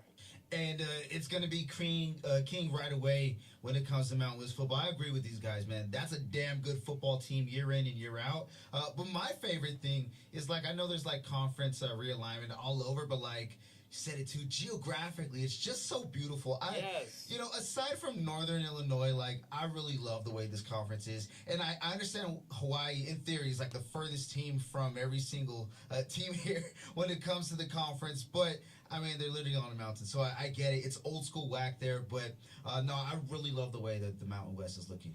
I feel like the same thing. Like, I'm all in. I couldn't be more all in. And then, Zay, we're learning that, like, Grand Canyon and basketball is starting to invest in a lot more. Like, they already had reportedly over $2 million in NIL, and now I'm hearing they're getting even more money going their way in basketball. So basketball needs to stay a multi-bid league. Football wants to have some prominence. They just inked the deal with CBS. CBS has some pressure on them. It's like, don't lose the teams that you have. Get better in the Mountain West. And, hey, why not? I mean, why not the Mountain West? Plus, this could be the conference. What if they're better than the Pac-12? It's not crazy to think. It really isn't. It really isn't, especially now that we know this. And, you know, we'll see. You know, if they can hit, like, if UC Davis can be, like, Delaware or Sam Houston State, like, that's all you need. You know what I'm saying? Yeah. Added with UNM, if they're, like you said, continuing this upward trend, North Dakota State, if they get that deal done, UNLV, we already know what they are, right? You know, you're adding up all these teams. This could be a really, really quality league. And even if it wasn't, right, even if all this, you know, was bad, it's still better than Conference USA. And I think that's the baseline, so I'm happy about it. I'm hyped. This is a fun football conference, and I can't wait to see the Fargo Dome in NCAA 27. Oh, there it is. The Text Truth Tejano. God bless you guys. We beat our rivals. Be happy, Orly. Chris Banks. Who would have thought we would have controversy for the Los Mineros jersey and Orly being the get off my lawn guy? LOL. And it's like the old man yells at cloud meme. Oh, come on. That's our guy Orly. We gotta protect him. We gotta be on his side here on this one. Megan Acosta. In on the uniforms. Color scheme, but change Los Mineros to minor. Hashtag ditch the gray uniforms. Zay, I think your problem is nothing related to Los Mineros. Am I correct? Yeah, you're completely, like, nobody, like, I feel like everybody hates these jerseys because of Los Mineros. I'm the only person with, like, another reason. I like Los Mineros. Like, let's do that. That's fun. That's fire. You know, should I go in? Yes, this is your time. It? Like, I've been waiting. Yes, I think I hear your music, though, so turn your music off. I didn't even know I had music on. But that's, you know what? That's how locked in he is on this take that he's about to make. Is it the orange that bothers you, Zay? And I guess the answer is probably yes. Look, I'm going to start off by saying I'm, like, fully biased because I submitted my entry. Wait, can I say that I know who did these jerseys? And the jersey person who did these is, like, the biggest troll on the planet. Like, the actual biggest troll on the planet. Yeah, and somebody did this jersey that I found out today, and I was like, wait a second, what? They chose this? Like, if they found out this guy did it, there's no chance they would have picked this one, but he did it, and he made it happen, and it's the Los Mineros jersey. So there's somebody, here's the hint, there's somebody on social media who is overly positive about it, and that is a person who designed these. I have no clue who it okay, is. but I feel like it doesn't even matter, but you just give me your take on it. Go ahead, Say. So look, want to start by saying I'm fully biased because I really truly I liked mine a lot and I put in work and it wasn't even a finalist. Like they didn't even glance over. Well, because it was UTEP's. They can't put you in it. Come on. You know they know I'm the Jersey guy. They had to get back. You should have had George submit it or somebody. Come on. But I do have to say is I like Los Mineros. I don't like the fact that they chose a Los Mineros shirt. You already have a Los Mineros jersey. It exists already. And the second part, you already have a jersey with this color scheme that has just been thrown in the trash. I don't know if anybody remembers. They had a sick 80s jersey, a throwback, and they have not worn it in 2 years. It's sad. It breaks my heart that they just decided to just throw them away. I don't know why. Those are your best jerseys. The best thing that we've had on the UTEP basketball court, and I like the Texas Western ones, but the best jerseys are the 80s throwback. And they threw them away for this. I don't want to hate too much, but the blue it's not even it's the correct blue, but it's not really the correct blue. And the font, I like it, but it looks like it was made on Canva, and it probably was. There's nothing wrong with that, and there's nothing wrong with that. But if you saw the Aggies jersey, that's how you do script font. It's black, it's outlined in the it looks clean, it looks nice. I couldn't even see Los Mineros on the jersey because the light blue and the white, they It clashed. And at the end of the day, it's still it's a good jersey, but I'm out. And I'm out on the. Don't even get me started on the women's ones, guys. Don't even get me started. Those ones. First off, it says Los Mineros on there as well, and I know it's a branding thing, right? I get it, but just that's not how it works, right? You can't put Los Mineros on a women's basketball team that clashes with the rules of the Spanish language, right? I don't know. I'm just confused. I don't know. I'm at a loss with this, and they went quiet on it for so long. I just thought it would never happen. Me too. I was thinking they'd bury it. I don't know. This was a cool thing. I liked it, but at the end of the day, come on. And I'm a Los Mineros fan. Let's do more Los Mineros. I don't know why this is such a big deal. I know. It translates to the Miners, and that's what you are. You're the Miners. So I don't. It makes it cool. It gives you some flair, and Orly said, we're UTEP. And then he throws in, we're Texas El Paso. No. You can't say no Los Mineros, but yes, Texas El Paso. That's the word. I hate Texas El Paso. No, I hate University of UTEP. University of UTEP. There was a second one. I saw it on Twitter the other day. There was another. They didn't come here to play school. They didn't. Another UTEP University. Yeah. It's fun. Can we unite and just say, let's ditch UTEP, let's ditch Texas El Paso, let's ditch all of that and just go Texas Western, permanent, all day, every day. I want West Texas. No, I'm joking. West Texas College, West Texas Miners. I'm cool with all that. I mean, even this week we were doing all the Super Bowl coverage and all that. Tyrese Knight, Texas El Paso, all over Texas El Paso. That's sad. I mean, it's a brand issue, and I think UTEP's done a good job on their athletic side to say it's UTEP. We don't like when people use Texas El Paso, but you still see it. So, TWC for me, number 1, Texas Western College. If they could go to that. UTEP number 2, just simple UTEP. How hard is it for UTEP? UT El Paso? No. UT or Texas El Paso? Get out of here. I hate that. So that's where I stand on it. The uniforms, I'm looking at them zoomed in. You're right, say they actually did go those 80s uniforms not too long ago.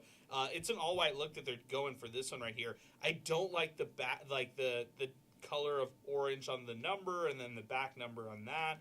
But maybe we just talk too much jerseys on this show, and maybe that's fun for some people because a lot of people chimed in on Twitter and X too about them. So I think people feel a certain way about it. They're polarizing either way, but yeah, there you go. There's Zay's monologue on it, our takeaways from it, and we had a lot of controversy on calls anyways. So the cultural appropriation, get out of here. Come on, there's no cultural appropriation here going on with the Los Mineros. Come on, this is just part of the community. Minor Pickaxe Josh Sleeping well tonight.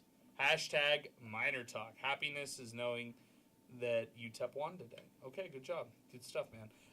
Eric, let's go some 3 points. Let's get to the 3 turning points of this game. 3 plays or 3 moments that you felt like swung this game here for this one. Miners get it done against the Aggies, 91-88 against New Mexico State. Battle of I-10, obvious rivalry game. What were the 3 moments that stood out to you?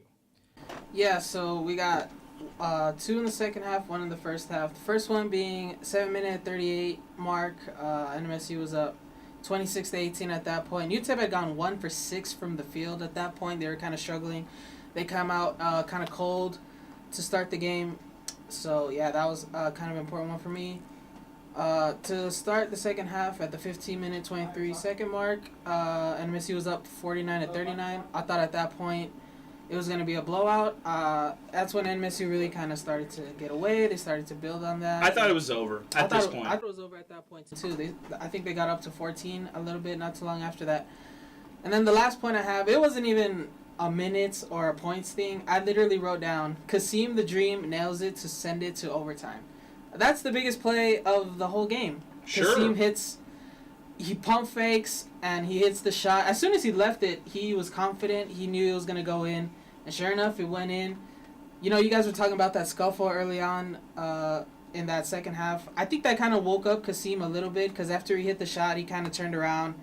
You know, he kind of celebrated a little too much. He celebrated a lot looking at the NMSU bench. So I think that kind of fired him up a little bit. And, yeah, it was just a great game overall, great win. Good stuff, Eric. Great job. Great breakdown. Let's go to Keith from Winnipeg, who's joining us late night. Moneybags Keith, who's joining us, who promised some NIL to UTEP. Maybe the NIL has increased after the big win tonight. 915-505-6009. UTEP wins in overtime, 91-88. Keith, welcome aboard. Yeah, I promised I wasn't going to call to after the Olympics, but now that they won this game, I had to call in. But actually, I was really glued to your riveting conversation about North Dakota State, because I couldn't believe it.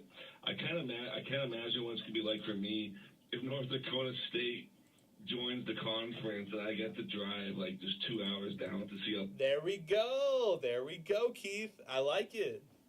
Yeah, you can give them the check in person. You can hand them the cash in person for all the NIL. Yeah. If they allow me across the border, I have no problem. Yeah.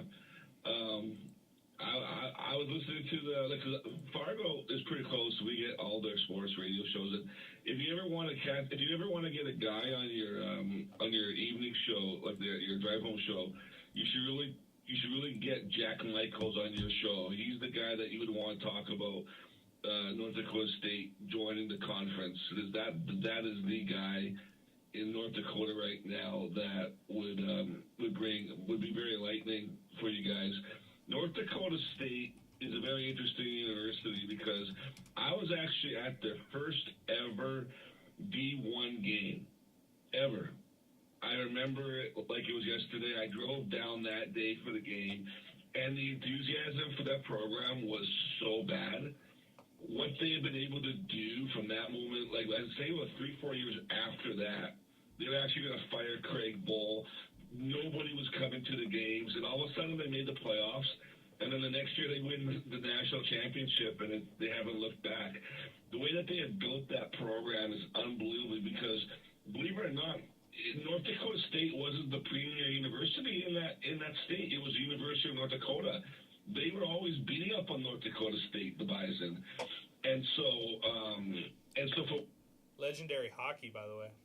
Yeah, well, UND, that's in Grand Forks. It's a little closer to home.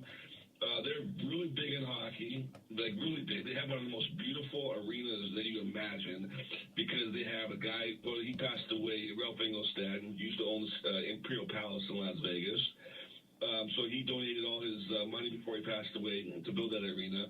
But North Dakota State, yeah, they play in the Fargo Dome. They're looking at either renovating it or getting a new stadium. That's what I've been hearing for the last year. So that's something to look forward to. But I'll tell you what, one of the things, too, about North Dakota State, they join that conference, is that you're probably going to get South Dakota State and the 2 Montana schools would follow suit. I don't think that they would follow immediately, but maybe a year or 2 after, maybe even 3 years. I know that there's been talk about Carleton State joining the Mountain West. I know you probably know more about that university than I do.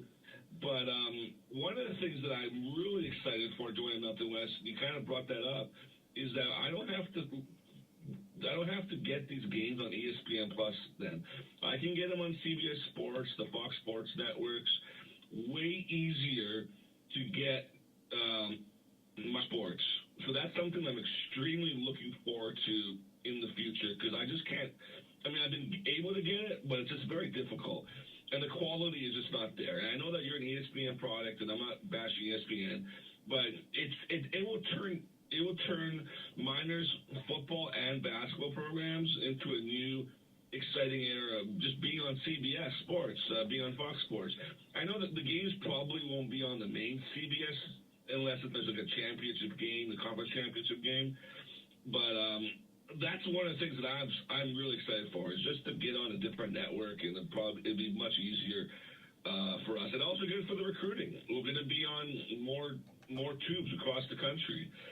So so I'm really looking forward to that. Now I'll quickly get into tonight's game. I've been hard on this team. I know that I've been saying this is a lost cause team, and I still don't believe that we're going to do anything. I was more pleased, or I should rephrase that. I was more excited for the fans that showed up. I know it was hard to tell exactly how many people were in there. It looked like maybe 6,000, 7,000, 8,000 people. I was really, really, really happy for those fans that came tonight because that was the deserving part. I'm sure there was a lot of New Mexico State fans in there too, but the place came alive today. At least it showed up on television. So I was really happy for the fans. And also I was happy for the players just to get a nice win against a rivalry. I mean, I know, hey, this has been a long season, but like we were talking just like, a few moments ago, it was a rivalry game, and it's always good to beat your rivals. Very true. Very true, Keith. Good mic drop. I appreciate your phone call, man. Thank you for weighing in. 915-505-6009, 600 ESPN El Paso, Twitter and X, 600 ESPNElPaso.com. Important to know, like some guy Chris says, the Miners have 4 of their next 5 games on the road. It's at Jacksonville State. Then they host Liberty next week. It's a tough week. That's UTEP's turning the page after this week on a really tough week. Then after that, on the road at New Mexico State as a standalone game. No Wednesday game that week. They have a whole week to prepare for that one right there. Could be a good or bad thing. Who knows? Then on the road at Middle Tennessee, then at Western Kentucky. Man, these next 4 games, guys, they're going to be pivotal. They're going to be really tough for the Miners. They close out the season at home against Kennesaw State and Jacksonville State. But Zay, Miners, tough stretch here coming up.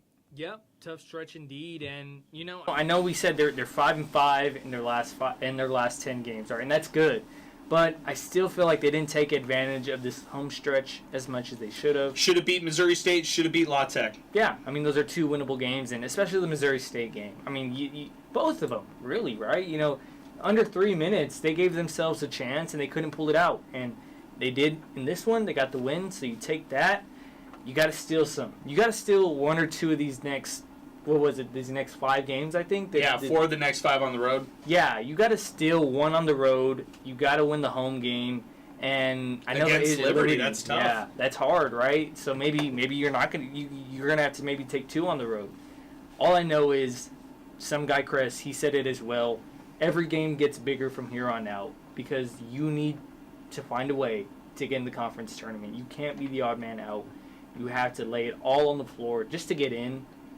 That's the position you put yourself in. You got to live with it, and this is a good way to fire start that. And I know after every game, after every UTEP win, we've asked the question: is this the game that pushes them over the ledge? Right? Is this what gets them going? Is this where they can build off?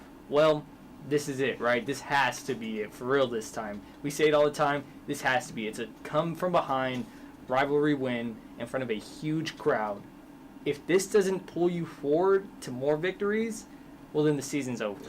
Sal, Conference USA, as we know, isn't top 5 in a lot of things, in almost nothing, but they are top 5 right now in home win percentage as a conference.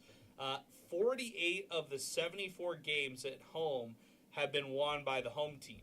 That is 65% of the games that are home are won by the team who's hosting the matchup. Tonight, the home team and the Miners win. But for the Miners who are having to travel in this next stretch, it's going to be tough for the squad. No, it definitely is. But the crazy thing about it is they're kind of sandwiched with top dog being Liberty and Jack State, right? We kind of know those two teams, but the next three after that, the Aggies, Middle Tennessee, and Western Kentucky, like those are teams that you're within reach of. And you got a big jump today from second to last place to now fourth to last place. And I get it. They're still, with the losing record in conference and overall. Shout out to the 915 with their 915 record. But, just check this out. Middle Tennessee only 5-7 in conference play. Western Kentucky is just one game better. And in theory, that could be the game that they played against each other. So, they have a chance to equalize some of those mistakes.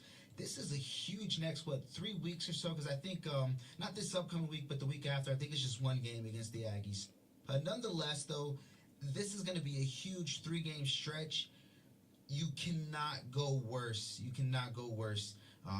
Than 2 and 3. And honestly, that's not even asking for a lot, man. No, that's not. Here's another one. This is coming in from Hunter. Who cares about the uniforms? We need this Pater Pete back from the 90s, the hard hat. It should be the UTEP thing. This is the one that I grew up with. The hard hat makes sense for the Miners, could wear them even in the stands. And it sends me the picture of the classic Pater Pete in the 90s. We've heard this from other callers as well. Makes more sense that some of our listeners say to go with a Pater Pete that has the hard hat that he wears on his head. So there you go. That good stuff, guys. I think we're winding up here pretty nicely on the show. I think we've done our job and done our justice here on the program. Can't thank our team enough. Can't thank Inspo Lens enough here to be live and back with us on the program, on YouTube, on Twitter and X. We're looking at it right now. We've got almost 200 people still watching us live. So appreciate everybody who's chiming in, hanging out with us late night here for some MinerTalk here on Battle of I-10 Victory Night. Overtime win for UTEP. We'll ping it around some final thoughts. Eric, I'm going to start with you. The upcoming road stretch for the Miners, the big win tonight in overtime, 91-88 against New Mexico State. Just your final thoughts here after this one. Yeah, this is a good win to build off of. This is something hopefully we can, like I said, we can build off of. You guys are talking about what's the key game to really see where this team is. I was going to argue it was at New Mexico State, but you guys said it was this game. If it's this game, things are looking good. Things are looking promising. It sucks that they got to play at Jacksonville State, and then they have the best team in conference, Liberty, coming. So they might get pushed around a little bit in that game. They might get halted there, but you got to see how they respond. You got to see how they come back from this game, especially. You got to see how they bounce back against Jacksonville State and Liberty. So it's gonna be a good week. I think they split. No, you know what? No, I think they get swept. I'm sorry. I'm gonna be the negative guy here, but yeah, I hear you. I think they get swept. Liberty's too good. Jacksonville State, they're hot right now. They're a good team. Hard to win either. Going to Jacksonville State's tough. So I'm sorry, but I think they go 0-2. Okay, Zay, your thoughts closing out the night and then getting ready for next week. Yeah, it's a good win. I know a lot of people, you're going to say, yeah, New Mexico State's not a great team. They're not. But you throw out the records, right? You throw out the records in these games. We've said it before in football. We'll say it in basketball. It's a rivalry game. Emotions are high. The crowd is in it. Fans are in it. Whether they're a good team or not, this is a tough, gutsy win to come from behind. 14 at one point to get this win. I like it. And look, it's not getting any easier, right? You're playing the best two teams in Conference USA next week. And I'll say this. People are going to look at me crazy. You guys are definitely going to look at me crazy. But they're both winnable games. They're both winnable games. We look at Liberty as the big bad guys, this and the third. Look, UTEP has a good record against Rich McKay. Joe Golding can coach against Rich McKay. And Liberty is a good team, but they're not invincible. I think they almost went to overtime with the worst team in Conference USA on Wednesday against Delaware. They struggled in that one. They eke out a 3-point victory against Missouri State today. It's a long distance to travel from Lynchburg, Virginia to El Paso, Texas. It's not an easy road trip. You got momentum. I'm not saying they're going to win, but I'm not saying they're going to get blown out, okay? So, take care. If you can take care of Jacksonville State, you can really just throw the sink against Liberty, and maybe you turn your season around. Oh, man. Zay's drinking the Kool-Aid. The beating Liberty Kool-Aid. I love it. If there was ever Kool-Aid to drink, I'd be drinking that Kool-Aid. Shoot it. Yeah? You're okay? You know what? I was going to say, wait, I didn't say they're going to beat them, but, I mean, why not just call your shot? Like, if I swing and miss, like, it's Liberty, right? It's Liberty. So, yeah, I'm going to call my shot. Yeah, Taylor Peter. They got it. No more Taylor Peter. Just Matheny, just Porter, just Cleveland. Get it done one more time for the whole gang, for the whole bunch. Say sayonara to Liberty. You're going to the Mountain West with one more win against them. I think that's the UTEP's Super Bowl. That's UTEP's NCAA tournament game right there. Beating Liberty at home. Let's make it happen. I like the energy Zay's throwing out there, Sal. But your final thoughts? Miners get it done in overtime. Tough 2 games upcoming. So for UTEP basketball, I do think they're going to go 0-2 against these 2 teams. Liberty not in solid form recently in these last couple of games, but they're still pulling away. And anytime you're unblemished in conference play, that means you're doing something right. So I'm jumping ahead, though. I cannot overlook Jack State, man. They're in good form, 2-game winning streak right now. And if we kind of just go through the archives, they're like 5 of their last 6. They're that loss in that stretch coming to Missouri State at Missouri State, who Liberty had hang tough with. So that for UTEP basketball, I think they go 0-2 in the stretch. But the main thing, I don't know how I didn't say this yet, Adrian, but solid job, man, on Radio Row this. Hey, thank you, my man. Appreciate you. Man, amazing way to represent, and great stuff, man. You guys got to meet some really cool people, or those people got to meet. Hey, I appreciate you, man. Thank you very much, Sal. Thanks for saying that, and thanks for all the people who said some kind words about us being out there. But that'll do it for us here today, and I appreciate everybody who's watching us live on Inspo Lens here with us. It was a big night, so excited for all the people who are hanging with us here late. UTEP finishes it out 91-88. That'll do it for us here on the program.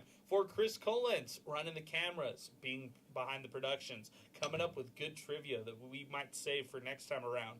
For Zay Galindo, for Eric, King Eric, our spring intern. For Sal Montes, we are signing off. Thanks to Jack in the Box, our title sponsor. I'm Adrian Broaddus. UTEP gets it done in overtime against New Mexico State. 91-88 right here on 600 ESPN El Paso.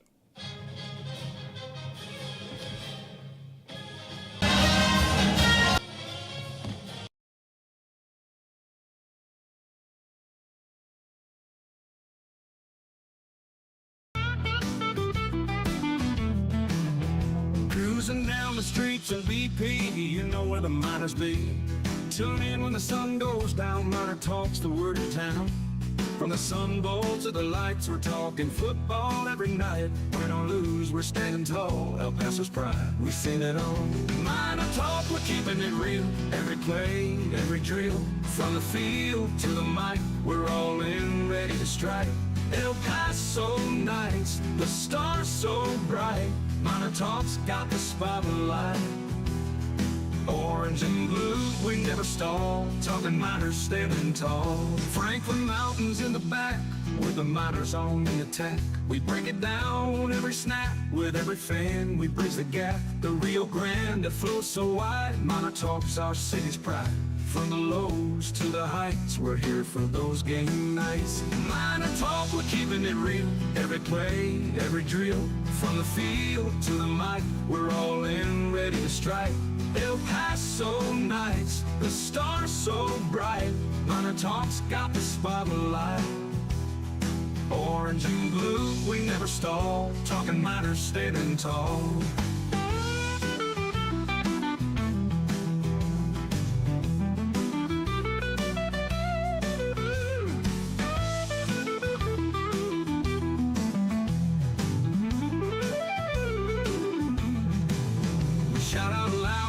Crowd, every voice we make it proud.